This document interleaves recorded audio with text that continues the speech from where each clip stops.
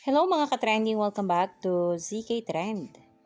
Hindi lang pala sa relasyon nila ni Donnie Loki itong ating Belinda.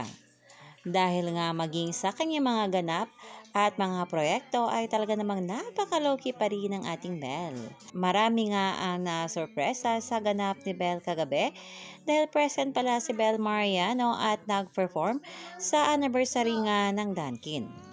Marami nga ang mga manonood ang naghihiyawan sa naging performance ni Belle Mariano.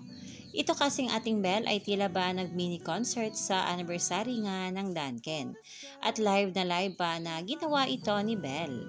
At narito nga ang naging performance ng ating nag-iisang Belle Mariano at nag-iisang prinsesa ng Dunkin.